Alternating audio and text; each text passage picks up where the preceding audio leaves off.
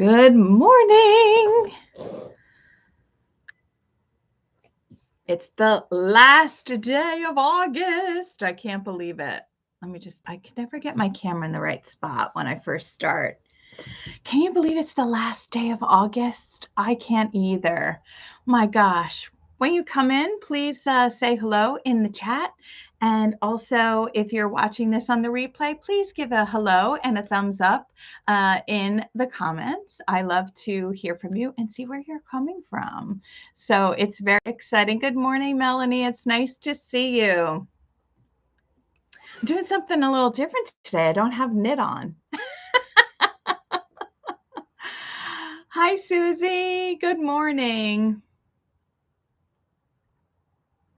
I really thought twice about coming on today. I mean, I wanted to stay with consistency of every week, but I don't really have anything to chat about. I have all the things that I've started, and I can show you that. I don't have anything finished, but hi, Gail. But I thought, you know what? I'm going to stay consistent, and I'm going to come on here. And that's the way it's going to go. So thank you for the thumbs up. Whoever gave me the thumbs up, I appreciate it. So I do want to talk I'm going to talk a little bit about how I work with hand-dyed yarn in small batches, because there is a little tweak, a little trick that I do. So that I'm going to talk about today. I'm going to show you my 2 works in progress. And then if anybody has any questions, please put them in the chat. I'd appreciate it. And I will answer it. So today is the last day of August. Can you believe it? And it's a spectacular day here in New Jersey. It's just absolutely beautiful. So, oh, thank you. Melanie is happy to see me regardless. Even if I don't have knits on. I just thought, I'm just going to put a dress on and be comfortable. So let's talk about when you're working with hand-dyed yarn. So all these wonderful hand dyers that we have access to in these small batch dyers, they have a way of dyeing yarn. And the way that yarn is dyed that I'm familiar with is, and you can look this up on YouTube. It's absolutely fascinating. But what they do,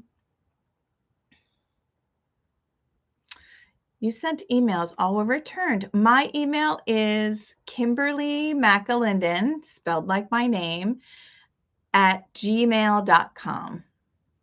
And it's Kimberly, the regular spelling, Kimberly, and McAlinden is McAlindin. D like divine. And also, I think there's a link in the description box. So if you click the description box, there's a link to email me, I believe. Hi, Caleb. Good morning. So when we're working with hand-dyed yarns, what we do is what happens is the water is heated up, and there is a mordant that is added. It could be acid, or it could be white vinegar, but it's something that allows the dye to adhere to the fibers. So what that looks like is, a lot of times dyers will lay their fiber down in one of those shallow trays, and then they'll pour the dye on top, and then they'll kind of like sprinkle the dye on top for like sprinkles.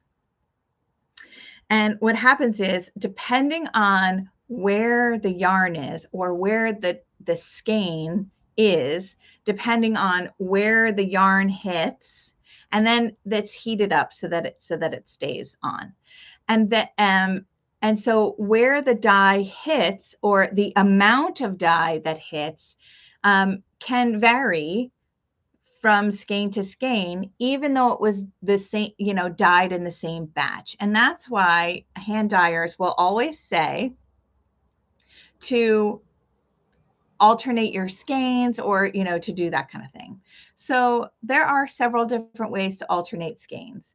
I happen to don't like any of them. And so my workaround is this: if I have a project that is going to have 4 skeins of yarn, I will wind all 4 skeins of yarn. First of all, do you guys like winding? I absolutely love winding yarn. I think it's I love it. It's the whole process of it is like anticipation of getting ready and seeing what the colors look like on the skein as opposed to in the cake. I love doing it. I know people that don't like it, but I love it. And so what I'll do is I will cake up those 4 skeins of yarn, and then I take a look at them in the sunshine. Sorry, Maritz, you're in soggy Florida. Maybe this might not work for you, but I have an example here. This is Peace Train, and it's dyed by my friend Kelly of Fashion School Dropout. Her colorway Peace Train, and I'm going to show. I didn't leave one in the skein. I didn't leave one in the skein because I only had 4 and I need it for the project. And so this is what I did. I wound them all up and then I look at them. Okay, now one is already on the needles. Ooh, I can't wait to show you. But you can tell in this example. So I'm going to show you. I hope they're not too blown out. But these are the 3 examples. All right. Now, when you look at them from back here, you can kind of tell that this one and this one and this one, they kind of go from light to dark. Can you see that? Can you see that they do that? Even when I hold it up this way,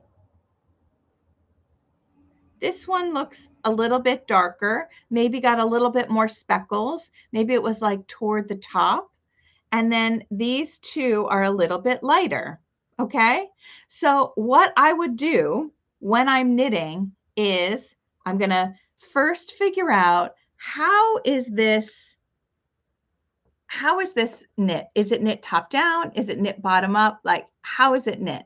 So I'm right now knitting my In Bloom sweater, which is right here, but I'm knitting the cardigan and I'm actually knitting it in this awesome boucle. And so what I did was figure out how I wanted to use the colors so that I didn't have to do any type of changing or, I can't even think of the word of how you slip 3, I don't know, it's like vertical something, whatever. I never do it. I did it once and I won't do it again. So what I have figured out, and since I have knit this and I designed it, I know that it's going to take me 2 skeins to knit the body and 1.5 skeins to knit the longer sleeves. So my thought was I'm either going to go light, the lighter colors on top to dark, or I'm going to take those 2 skeins of dark and knit that for the body and then just have the light skeins for the sleeves. And that's what I decided to do. Sometimes in the past, helical, thank you. I said vertical, but it's helical. Thank you, Gail. So if I didn't have my only one ball at the beach when I started knitting this, I may have started with the lighter colors on the top and then gone darker, right? So that it would kind of look like a fade-ish, right? But not terribly. But I'm going to do the top to the armhole split and the bottom in the darker color. And then here to here is going to be the lighter color. And I think it's going to be spectacular. And I can't wait to do it. And I'll show it to you. It should probably be finished by next week. But if it's not, it'll be the following week and you'll watch my progress. So that is how I deal with hand-dyed yarn there is a variation, because honestly, and working in a yarn shop like I did, there really is no way to pick the right skeins that, all of them that kind of look the same. It's very difficult to do. And you just kind of have to know that what you're going to get is what you're going to get with hand-dyed skeins. And that's the beauty of them. And that's why I love them. Another thing you could do if you got skeins, like let's say you got some, here I have some, this is This is just a Kelly weekend, it looks like. So I bought these skeins of Kelly's yarn. I wanted to make a quick summer top. Didn't happen, but it may in the future. Now these all look great in the skein. I'm going to show you. This is her linen merino. It's her new blend. But aren't these colors amazing? Of course they're my colors, right? So it's a little blown out with my lighting. It's a little yucky, but here are the colors, right? And they don't look that much different. But if I were to skein all three of them up and see that there was a difference, then I would make my decision. Sometimes, now it didn't happen here with Kelly's, but sometimes you'll get some yarns that there is a very large difference in between, you know, the 4 or 5 skeins or 3 that you need to knit a sweater. And another fix that you could do is to mute these colors down. God, now that I'm looking at these, now I'm going to start something else. I know it. I know me. But what you could do, hi from Norway, welcome. What you can do is add something else into it. So you could add another fingering weight yarn to it. You could add mohair is a great thing to add to things because it'll just soften the colors a little bit, but it'll also soften that variation that you get when you're working with hand-dyed small batch yarn. What do you think? Do I have any? So let's see. Oh, here's some mohair here. If you added this to it, it would dull the color down, which I don't necessarily want. Maybe I do. Maybe a ranunculus. Oh, wait, I have a yellow. Hold the phone. I have a yellow color that I only had 3 skeins. Oh my gosh. Okay, I'm back. I have this color. Again, chef's kiss. All right. So look what happens. This is a really pretty, I'm going to hold it back here. This was like a creamy white color. You can see the difference. This is like a yellow color. Can you see the difference?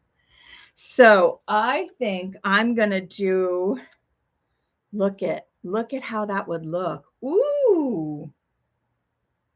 So I wasn't planning on a ranunculus, but looks like I'm going to make another one. You could do the lovely tea. No, that's my tea. The love note. Love note is another good one where if you hold 2 yarns together, it would be awesome. But I might have to whip out a ranunculus this weekend because it's like on huge needles. Not that I don't have 7 things started and I need to get finished like for work, but what else? Sometimes you just need a little palette cleanser. So I think that's going to be it. I think that is the winner. Winner, winner, chicken dinner. This, for those of you asking, this is the color Roxy by Fashion School Dropout. My girl Kelly, she is amazing. Where did you get those? Oh, I love that. I tried to look for that, but I don't have that emoji. I don't know if you have been part of the podcast for a while, but a couple podcasts back, I was describing a yarn as I usually do, and I went French kiss. Instead, I meant chef's kiss.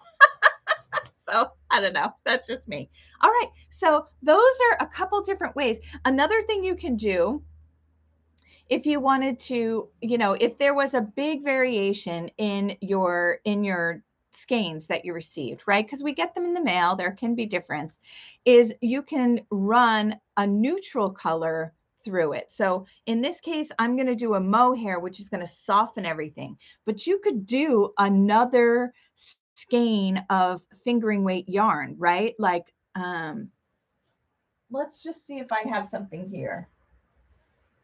This is like a good neutral fingering weight yarn. I mean, it wouldn't be something that I would do. I knew there was a sock yarn around here. I can't find it because it's a little, I know it looks nice and clean, but it is a mess behind here. If you can see it. Okay, so holding another skein of yarn with another, 2 yarns held together, and not necessarily a mohair. You could do anything. You could do a boucle, a plain boucle. You could do regular lace weight. You could do another fingering weight that is, a solid color, so that it would break up the difference in the skeins. So I thought that was just kind of cool. If we could take some time now, if you're getting any value with this, please hit the subscribe button. I love to see when people subscribe. And also, if you could hit the thumbs up, that would be amazing. And that really helps the channel get out there. And it's a non-money way of supporting me and my channel. So I really, really would appreciate it. Okay. So what am I working on? I showed you, since we're talking about Fashion School Dropout yarns, I am working on the In Bloom workshop right now, where we just finished the first week. The second week is coming up tonight. Very excited about it. It's so much fun. And so I decided, I couldn't decide. The pattern has either the pullover or the cardigan. You could do short sleeves like here, or 3/4 sleeves. And I just couldn't decide what I wanted to be, team pullover or team cardigan. I decided to be team cardigan. And so I've started. I started on Saturday morning, and it does feature a fold over collar. So I worked on that. And I have begun, I'm almost finished with my first ball of yarn. Well, not even. It just looks funny because let me know in the comments, when you cake up your yarn, do you pull from the center or do you pull from the outside? I am a center girl all the way. Then I worked at a yarn shop and everybody was like, I don't pull from the center because I don't like my skeins to get all messed up. And so I started pulling from the outside. I hate pulling from the outside because I kind of have to it doesn't pull as quickly and easily as I like. And, I'm almost finished. And look, it's not that big of a deal. It's just folding up. It's wonderful. Center pull, center. See, you attract your tribe. You are all my people. But even if you pull from the outside, I still love you too. Okay, so here we are. I have, I don't know, maybe 20 more rows to do. And I'm really excited about it. What I love about it is, even in this textured yarn, this is the sleeve right here, you can see the pretty saddle shoulder. It's a saddle shoulder. And then we have this puffy sleeve. Now, some people in the workshop have said they don't want the sleeve so puffy. And so as we get to that part of the lessons are going to be, how are you going to change it, right? Patterns are like recipes. If you don't want raisins in your banana bread, then don't put them in there. If you don't want puffy sleeves, but you want to be part of the community and you want, you're learning new things, then let's change it. Let's change it so that it is the way that you want it to be. Now, because I picked team cardigan, I absolutely want long sleeves, even like longer than what the pattern has 3/4 sleeves. And so guess what? I'm going to write that, and the people that are in the workshop get to do that. So that's fantastic. Rainbow tribe of center pullers. That's right. I love that. So that's what's going on. So this is the In Bloom. I'm absolutely loving knitting it again. I am. It's going to be so great. And I can just picture myself wearing this in this awesome yarn, over a dress. I'm going to wear it like over a knit if it's like cold, because this is going to be super oversized. And I think that's one of the main things that a lot of people ask me when we're talking about sizing. And there's a whole lesson in the workshop about sizing that's going to happen tonight, because what size do I do? You know, I have a 46-inch bust, but I don't want it to be too big, or I want it to be way oversized. How big is too oversized? So that's the stuff that we go over in the workshop, which I love. I haven't decided what the next workshop would be, but in the next coming weeks, I'm definitely going to be talking about that. I also, this is my Rhinebeck sweater that is going out for testing. I started knitting it again and found a big error in the pattern. So for those of you that sent a request to do the testing, wait till tomorrow, because I am working on the problem with the pattern. And the problem was that when I knit this, isn't it pretty? I love it. When I knit this, the neckline had an even number of stitches, and this slip stitch pattern looks better with an odd number of stitches. So when I change to an odd number of stitches, simply for the cast on, it changes all the numbers in the pattern. Now, I thought, you know what I can do?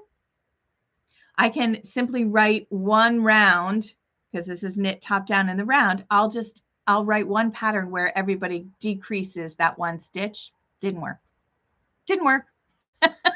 So I'm rewriting that. That will go out to testers this weekend, and it will be ready for fall. It's going to be released in October, probably right before Rhinebeck. And I am actually going to be in the booth for Primrose in the afternoon on Saturday, and I can't wait. I can't wait to be a part of the booth. I can't wait to be a part of the amazing women that are going to be there, and I will be wearing this. And I should have brought them for the first time in my life. Now I'm going to be 53 in September.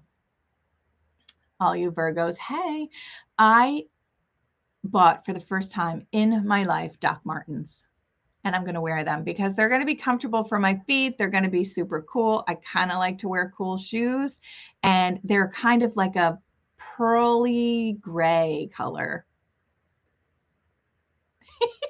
I can't wait. I cannot wait, but I do have to start wearing them so I have this one. This one I'm also going to like doodle on. I'm going to do some embroidery, and I'm going to do all of that because I think it's going to be fun, and I want people to stop me to look at it and to say hello.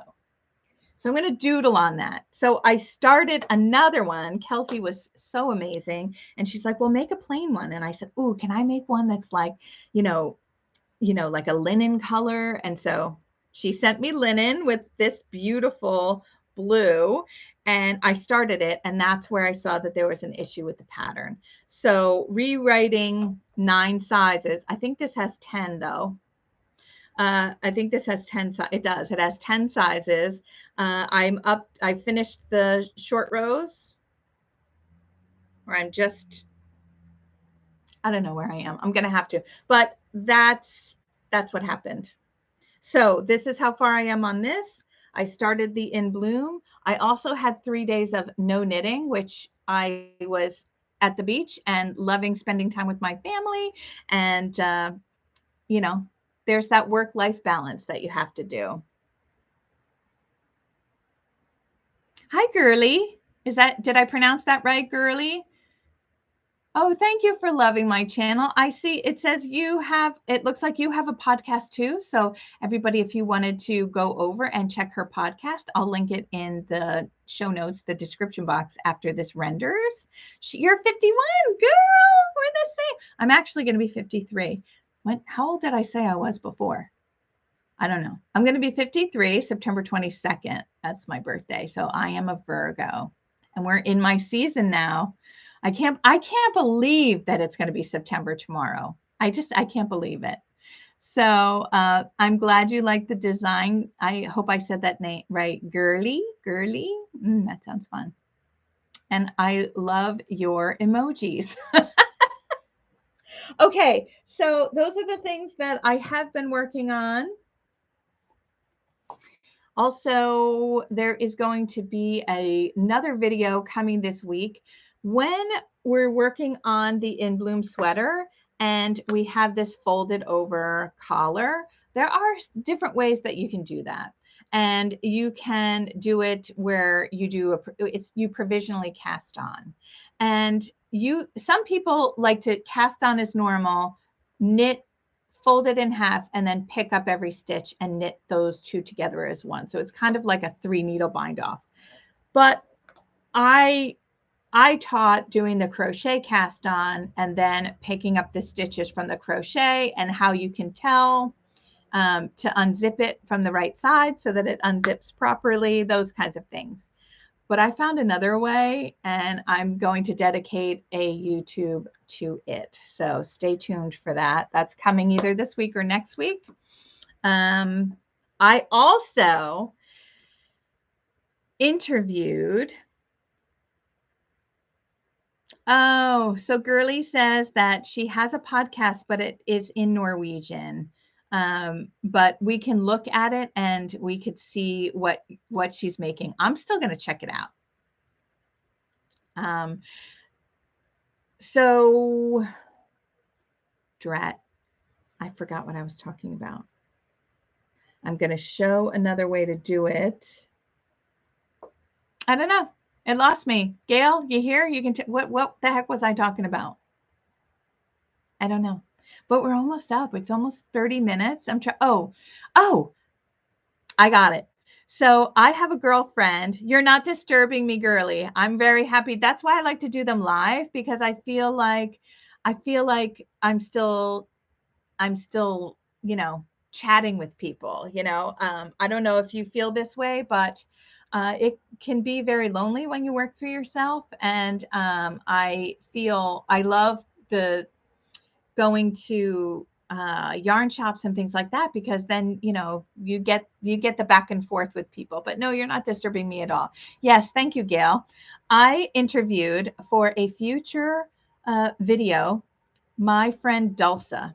Dulce is an animal communicator, and I find her incredibly fascinating. And what she does is she helps people either connect with their fur babies that have crossed over. Now, it doesn't have to be a dog or a cat. It could be a horse. It could be a pig. It could be a llama. It could be any animal.